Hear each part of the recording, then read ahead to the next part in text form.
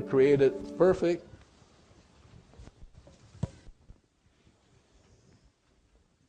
This is the zero state. This is cause. This is the effect. So as long as you're zero, there's nothing. As long as you're zero instantly, Jesus says, seek ye first the kingdom, then inspiration will show up. Well, inspiration does what? You have your talents. You're gracious, like Joe Vitale. One of the things by him, he's a gracious. I mean, so you really become Hawaiian at heart.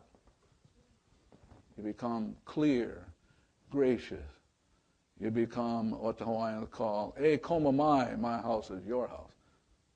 Or you can hang around with trash. This is memory replaying, and what you end up with is suffering, as my friend Buddha says, or as you hang around with disease. You hang around with problems. Now the only question is, which are you going to choose?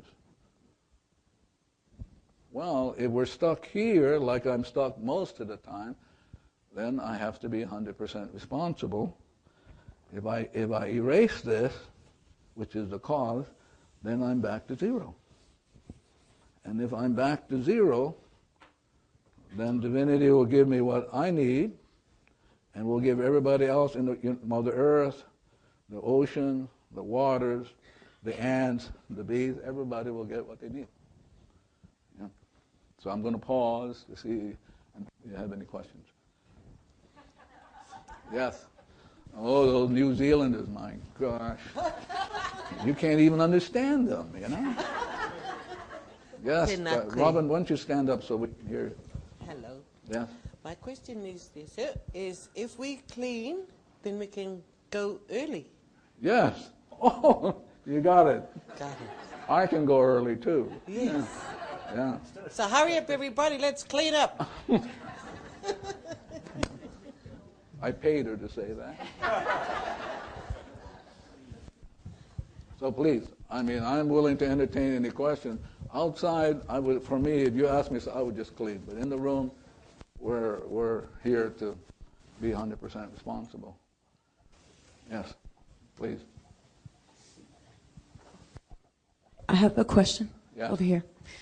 And can you tell me your name? My name is Amy. And can you tell me a little bit about your family? About my family? Yeah, Mama, Papa, where's the family, relatives, and ancestors? Mom and Dad, Cuban, came from Cuba about 40 years ago. My mom passed away in March this year. Okay. And I'm one of these so-called healers, right? I'm seeking to heal myself through other people. Yeah, but we're 100% responsible, you know? Right. Yeah. And so when you say this, I think I understand, but I really don't. So now I find myself in a place where I feel like a complete fraud and totally confused. And see, now the fact that you're saying that, you can erase it. I love you. Whatever's going on in me, and I feel like a fraud, I love you, I love you. Thank you. Thank you for coming up. Because you have to realize the only reason you and I are here is because to clean up our stuff. We're not here to do anything else. Yeah, and so as you're talking, hopefully everybody else was cleaning. Got my fingers crossed. Yeah. Because I am. I have one more question for Sure. you. I have based, I guess, my whole entire existence around, or I guess I fooled myself into thinking that I'm very altruistic in my nature, and so now I feel like I want to help people, or I want to do something. So now I'm confused if the people who I help through my healing, through my spirituality, whatever, how can I do that if I erase, and then all my people will disappear? Well, hopefully that would be the point, right? Afraid of her income, you know? Yeah. No, because you know what? I'm not making any money anyway because I do it for free so much. Yeah. So you know. Let me give you a story. There was a psychologist about 10 years ago, sort of talked to me about she would like to take the class, but she was afraid that after she'd learned to do the cleaning, nobody would show up. And I said to her, well, you're not working on anybody. You're only working on yourself. The people who think they're helping other people are a pain in the butts. Thanks. Absolute pain in the butts. Yeah, because if you help yourself first Right. by being at zero, she would be at zero and she would be willing to pay you. But if you think you're helping them, you're going to get burned. Let me give you an example. There was a woman in Japan who raised her hand, and one of the things she said, I have an autistic child. Okay. Now, throughout the class, the weekend, occasionally she'd have a break, we'd have a break, and she'd come and talk to me, and she would say, can I do an energy work on you? So now I'm cleaning on that. Only divinity can do that. So I'm watching the cleaning, and what happened to her, she had an autistic child because of what she was doing. She was helping other people when in fact she should have been helping herself, and helping herself heal other people through her and get paid for it. Okay. So now my friend, Dr. Jarni Lee in Hilo, Hawaii, works only 3 days a week and travels a lot and makes a lot of money. I would have liked to have asked her for a commission, but I was slow on that. Yeah. But she makes all kinds of money being 100% responsible. Mm-hmm. Yeah. Okay. And that's something that you can do and get paid for doing. In other words, if you're willing to, if you have clients, if you're willing to work only on yourself, about them, you'll be fine. And you'll get paid. I would get paid. Why are you not getting paid? And I would quickly point out that the concern about making money is actually one of the things you want to clean, and that when it's gone, the money shows up. Shows up automatically. Yes. Tons. Yeah, I mean, tons. I have a client who I've had for 15 years. His income went from being kind of like 10, 20 million. Now he's worth $500 million. I keep saying to myself, I should have asked him for a commission on these things. Yeah. So, story is the data is only in you. And if you are willing to work only in the data in you, everybody else will be zero. If you're zero, everybody else will be zero. If you become inspiration, everybody else will. Everybody else will. How wonderful to know that. By healing, quotes, the memories in you, everybody else gets freed up and they can get whatever they came to do. Are we ready for a break, or am I too soon? Anybody else? Yes. Yes. Now you get to clean with this. Don't just sit there now. Hello, ladies. You get to clean with this. Oh, okay. Just thought I'd tell you that. Yes. Hi, everybody. My name is Marcia. I'm Brazilian. Dr. Len, I've read the book, and I have a question. My husband is very ill. And No. No, it's my garbage. Wait. Your husband is not ill. It's the data that's ill. Okay. The data in you and me and in them. Okay, but it's a little bit difficult for me to understand. When you say you have to clean, it means I have to say the words in the book, I love you, thank you, I'm sorry. Any of those will work. Okay, but he's suffering a lot, pains daily. No, it's the data that's pain. Okay. Not him. What? He's perfect. You got to get that. He's perfect. It's the data that's imperfect that he's experiencing, all of us. If you're sitting there not being 100% responsible, he'll continue to be sick, and we will too. I want to let you know something very important. You have extreme pain in you, but you're not conscious of it. I mean, you have extreme pain, but if you were aware of it, you would go bananas. So lucky you're not aware of it.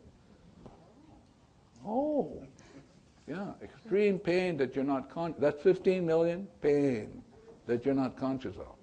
And she's talking about this pain. So you're all perfect. It's the data. That's what we got to get after. We got to get the data. So if she's willing to say, I love you, thank you, just nonstop, it'll go. I cannot imagine the divinity would not have it go. I can't imagine. At least it's not been my experience. Thank you so much. No, thank you. Give us a chance for all these people to be 100% responsible. Yes, back there. So when you say I love you, thank you, are you talking to the ill husband, or you're talking to? No, you're talking to the data. To the data. Yeah, Okay. because the data is the enemy. The data is the disease. Now, because we're willing to talk to our enemy, Jesus said, love your enemies. We're going to love the data to death. We're going to love it and consume the data. That's what love can do. But if you're thinking, coping, managing, not giving love an opportunity to do that, we just lost opportunity. Yes.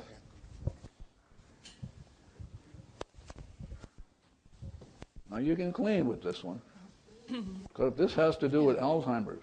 She may not know it, but behind it, I'm watching the Alzheimer's stuff come up. Now, any of you have anybody or know anybody with Alzheimer's? Yeah, see, you get a chance, because if you let it go, she's doing us a favor. Yes, ma'am. I'm interested in this concept of mindfulness. Study it to some degree. And now I come here. This resonates with this concept of mindfulness. This is possibly too academic, but do you have a response on that? Zero. Mindfulness is being at zero. Yes, yes. So Buddha talks at mindfulness being at zero, and out of zero you get enlightened. This is enlightenment. Yes. Inspiration is enlightenment. Enlightenment. That's what Buddha talked about. The whole thing about Buddha is being at zero, which means letting go of the suffering, and then being enlightened. But none of us do this. We're too busy thinking and coping. Yes. Yeah. Thank you. Thank you. Joanne, you don't have a question. It looks like you might have something over there. Are you sure now? Why is it bubbling around you? There's something bubbling around you. No? Not that I'm aware of. Oh, okay. Anybody else, please? Yes? My name is Pam, and I wondered, is there a place for doctors and psychologists and healers in the world? What do you suppose, Pam?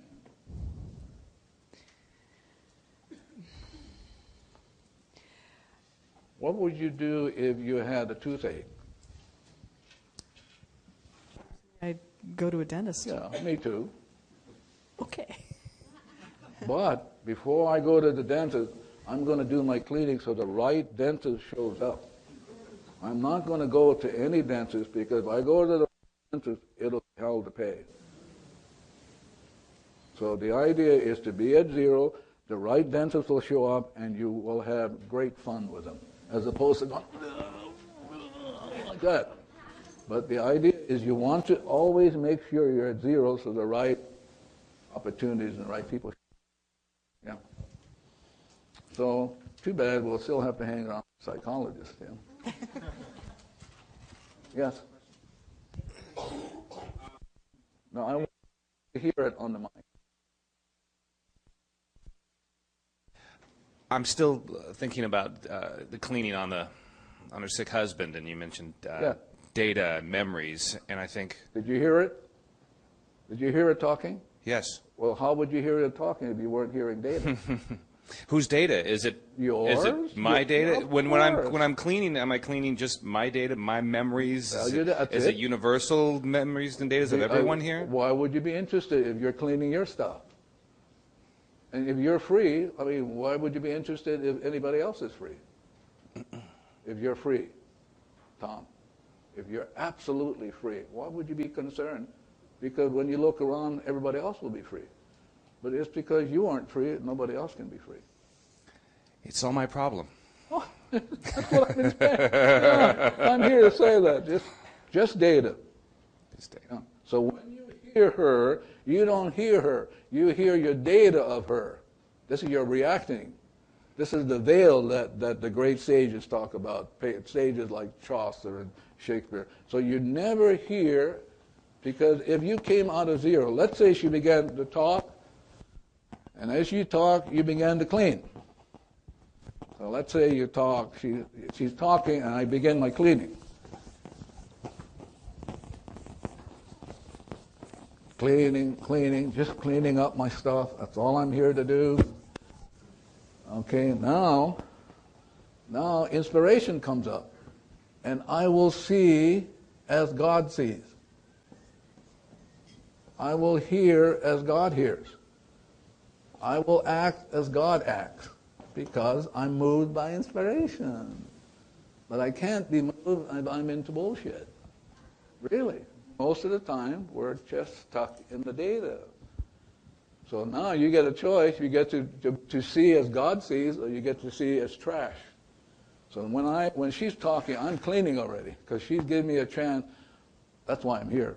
I'm here going, I'm going to hear stuff I should be cleaning on. But I've been working on you folks for the last, how many weeks, Joe? Yeah, so Joe has been sending me the list. I've been working on it. So in case I bang you a couple times, you won't get angry. Yeah. So she is doing us a favor that you and I didn't know we had this stuff in us. She speaks, wow, I get to clean. I get to be back to zero. She goes back to zero. Her husband will go back to zero.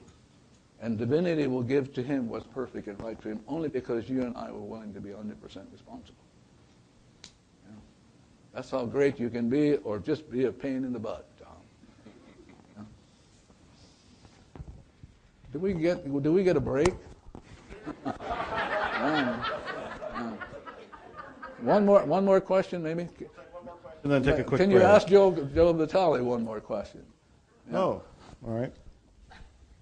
Make it an easy one, like what time is lunch or something like that. There's so much of that in the subconscious.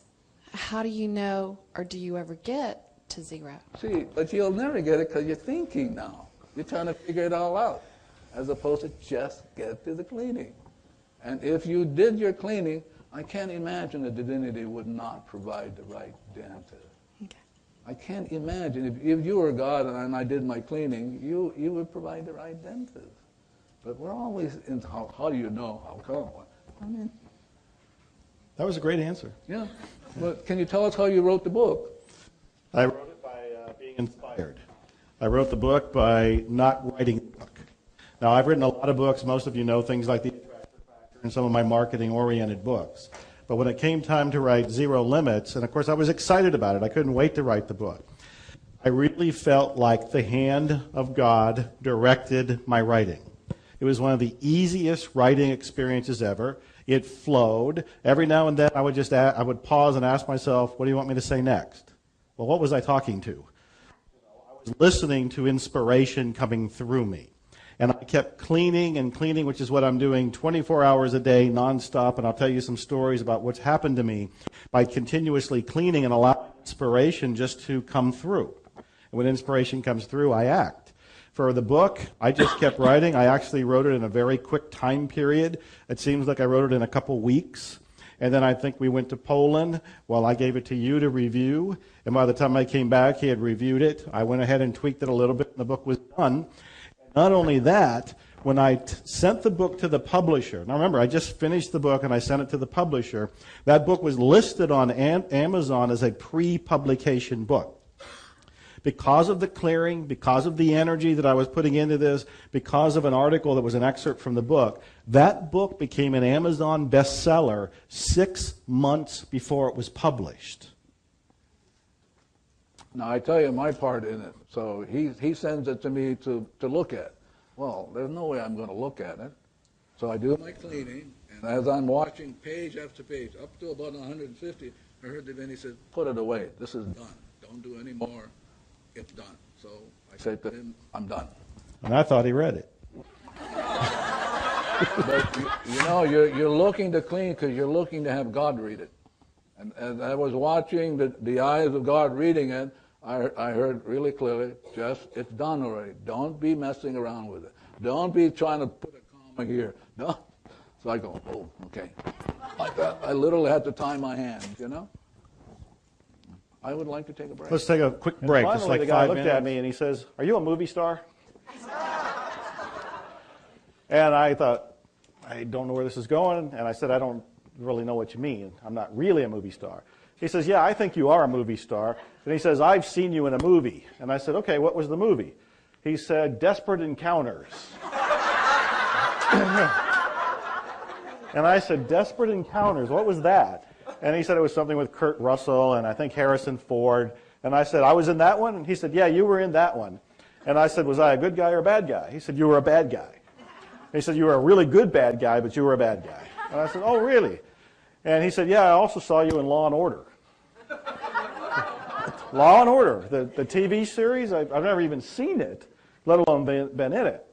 And so I'm thinking, this guy has a different view of reality, and he's seeing whatever he expects because he did not believe me when I said I was not in those movies or TV shows.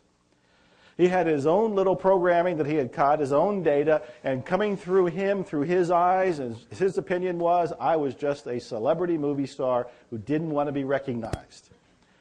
This guy also said, you know, last week I picked up William Shatner. And I said, oh, really? I mean, we all love William Shatner, right?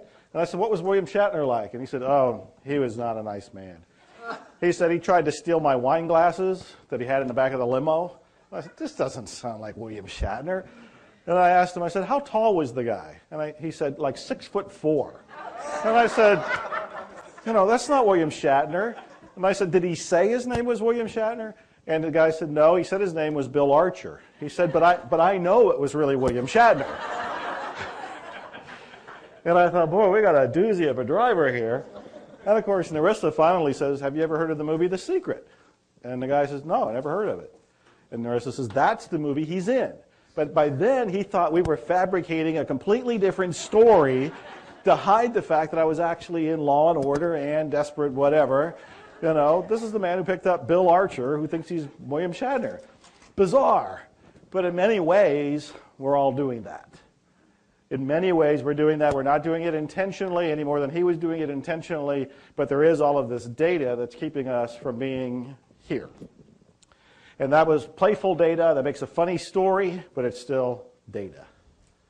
So what we're here to do today is to clean as much of that as possible. I have been doing nonstop cleaning to the best of my conscious ability ever since I took my first workshop with him, which is now, I think, 3 years ago. Mark would have to remind me. And for me, it is just saying, I love you, I'm sorry, please forgive me, and thank you, nonstop. It has become my new self-talk. Now, all of you know what self-talk is on some level. You're doing it even right now. That's more of the data that's barking in your ears. And if you listen to your self-talk, it is amazingly critical. And if your best friend talked to you like that, or any family member, you would kill them. But you're talking to yourself. At least the data is talking to yourself in there. And what I've been working on is to replace that negative self-talk with, I love you, I'm sorry, please forgive me, and thank you. I don't say it in any particular order, but I do say it, and I am saying it right now. It's the background talk in the back of my head. When I was listening to him speak, it was going on in the back of my head as I'm standing over there. And as I keep doing this cleaning, inspiration is allowed to come through. One of the examples that I want to give you that happened recently, that I don't even think I showed you, is I was in a fitness contest at one point, and I wasn't drinking any margaritas or anything like that everybody else was drinking, and I was out with friends, and all of them were having a margarita while I was having ice water, and the average of margarita has like 700 to 1,000 calories in it, so it was really off limits. And I was frustrated, and I hit my fist down, and I said, what we really need is a bodybuilder's margarita, a fitness margarita of some sort. Where was that coming from? Where was that coming from? So that idea was coming to me, and when these ideas come, I think they come by grace. They come by a gift. They're coming, I think, from the zero, from the divine, from God. They're coming as a gift. And in that particular moment, I originally said it as a jokingly frustrated moment. But Narissa pointed out that that's actually a good idea. I'm known to follow through on things pretty well, almost to a scary degree. And I now have Fit-A-Rita. And Fit-A-Rita is the world's first healthy margarita mix. This has 6 calories in it. It has no sugar in it. It has no carbs in it. You add a shot of tequila, 6 ounces of water, this, you mix it all up, and you have a healthy margarita. Now, the predictions are, I'm going to make a whole lot of money. Well, it sounds like money as I shake it, actually. I'm hearing money. This is coming from inspiration. It is not me being strategic. It is not me trying to plan out, how can I create some sort of product and I'm going to make millions of dollars when I sell it. That's not working for me. And in fact, I'm at this point, and I talked to Dr. Hew Len earlier, and I said, I no longer am creating the experiences in my life. I am agreeing to the experiences in my life. That is a dramatic difference. When I went on the Larry King show the first time, and some of you have heard this story, there were several people, Jack Canfield and James Ray and some other people that went on the show the same as me. And one of them slapped me on the back and said, man, I've been visualizing this moment for 6 years. And I said, oh, really? I've only been doing it for 2 weeks.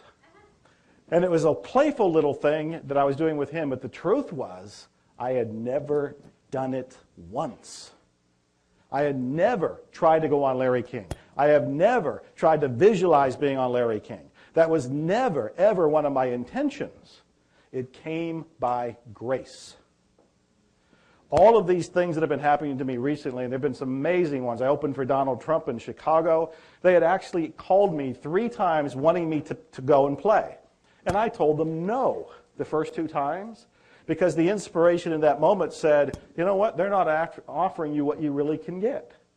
Just say no. Now, on one level, in the back of my head, I'm thinking, this is really kind of crazy. I'm being asked to speak on the same stage before Donald Trump, and Joe Vitale is saying no? Who am I? But something in me just said, say no. Said no. They call a second time. They really want me. They offer more money, say I can speak less, and I don't have to sell anything on the stage. And I still said no, because something inside of me that felt like inspiration, that felt like it was coming from the whiteboard, said, no, that's not right. It's not, just don't settle. Just hang in there. They call a third time, and they say, we really want you to speak. We will pay you your full fee. You only have to speak for 30 minutes. We'll fly you and Narissa first class. We'll take care of all your expenses. You don't have to sell anything in the back of the room. Now will you do it? Yes. Yes. I have more and more of these experiences. Some of these stories I'll tell you over this weekend, where they're all coming from me constantly cleaning. Somebody had asked about what you're cleaning. And I wanted to point out that it doesn't matter what your focus is when you're cleaning, because you don't know what's really going on under the surface with all the data. It is so unimaginably complicated with all of this software wiring of the mind, with all these beliefs, all of this data, that you can't go and say, I have this heart problem, or whatever the problem happens to be, Alzheimer's or anything, because of what happened to you when you were 5 years old. You can't consciously pinpoint it. So the only thing you're left with is this wide sweeping eraser where you're cleaning everything. Whatever shows up, you're cleaning. And in my world, before it even shows up, I'm cleaning. And in fact, Dr. Hew Len, he did repeatedly, every week, Suzanne will tell you, he wanted the list of who was going to be here. Because he was cleaning on that list, so when he got here in front of you, he would be as pure, as close to zero, as inspired as could be. He has done as much of his data cleaning as humanly possible in advance. So for me, the key message here is if you keep cleaning, you get closer and closer to the zero state, to the whiteboard. And as you get closer to the zero state, you're in a place where when divinity, zero, sends you an inspiration, you just go and do it. And there's no resistance to you to do it because that's been cleaned too. If there is a resistance, if you do have this urge to open a restaurant, to write a book, to go on a cruise, to do something in particular, and you delay doing it, it's because of some data. There's some data that's still just kind of floating through you, and you want to erase it. So for me, it's nonstop cleaning. I have occasionally somebody will write me and say, how often do I clean a day? Do I just do the I love you, I'm sorry, please forgive me, thank you in the morning, and I'm done? And again, it's all up to you. For me, it doesn't ever end. And I also tell people, why would you want it to? If you're saying I love you in your head 24 hours a day, 7 days a week, every month, why would you want that to end? If we all were saying this, and again, I'm the only one that has to say this, he will constantly remind me of that, but if we're all saying this, can you imagine the kind of vibe that would be around the planet? Walking around where in the back of your head you're going, I love you? And I think it would be even better if we all walked up and said, I love you, I love you, I love you, I love you, I love you, and let everybody be concerned and curious and confused, and I love you, to everybody, just saying it out loud. I think that'd be a fun little experiment. We only have a few minutes before lunch, which is already set up for those who prepaid for it. Do you have a question or two that you can offer? He would love to have a question. he welcomes questions in this room, not over lunch, but he will over this room. Do you have a question or two? So I have a question. Oh, he's standing up with a question. Okay, right there, Craig.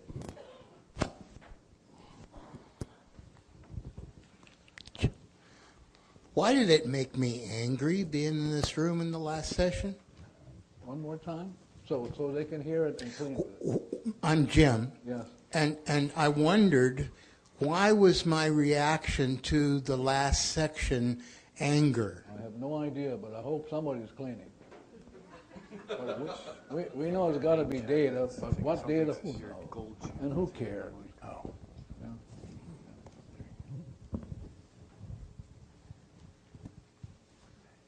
Oh, please release me, let me go.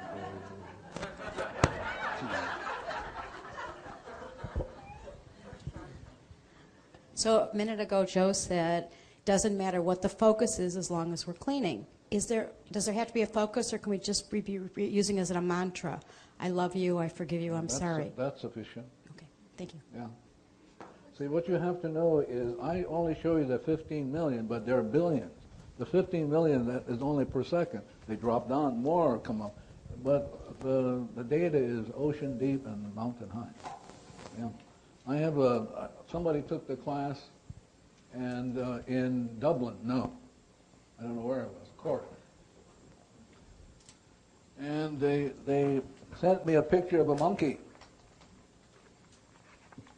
And here's a picture of the monkey going like this. And it said, Tim realized with some horror that cleaning his way back to zero might take longer than he thought.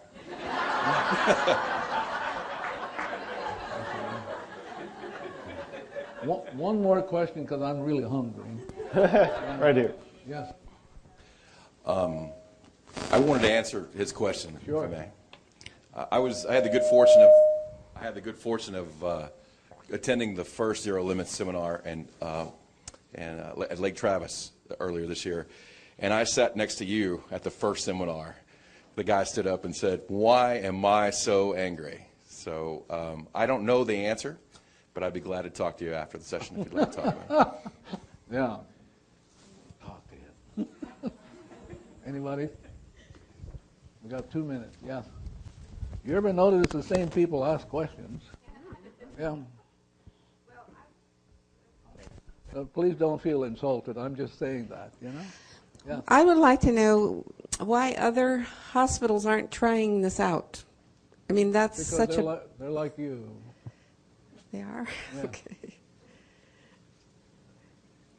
Well, I would try it. I know, but they're like you. Not me. I would do it. I wouldn't try it. I would just do it. Okay. See, right now at Hawaii State Hospital today, they have a lawsuit because now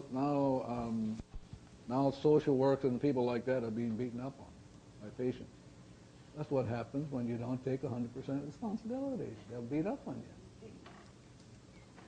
That's what happens with women. They get beaten up on because they don't take 100% responsibility. I was giving a talk years ago to a group of women who are therapists. And I heard as I was cleaning, they're not going to invite you back again. I heard it even before I showed up. So it came around, and finally a question was asked. And the same question asked in Japan. I just got back from Japan. And the question is, how come women don't get more presidency of corporate America? Well, because they're not 100% responsible.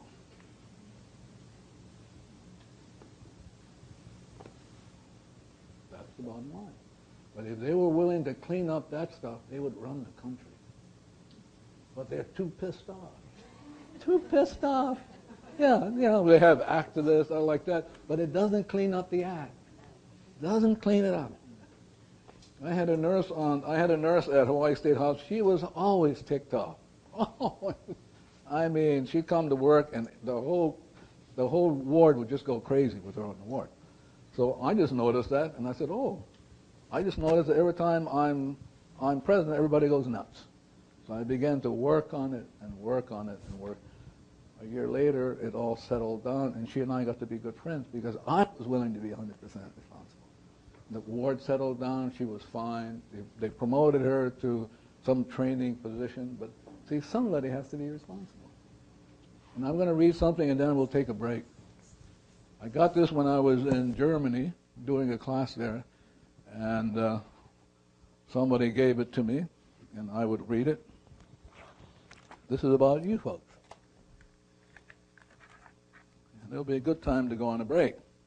It's called, the thing is called, That's Not My Job.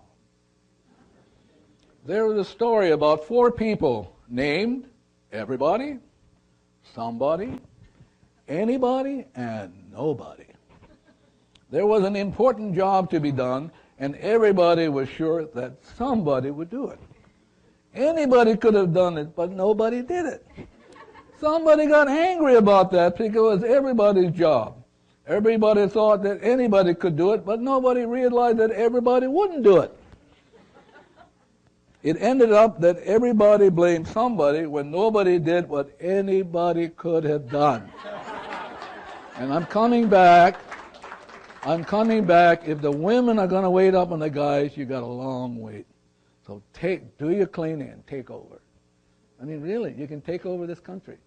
But you bitch and moan and groan, and it just goes on over and over. So if you get a chance to eat strawberries today, it will help with depression. Really. Strawberries, it will help with cleaning up depression.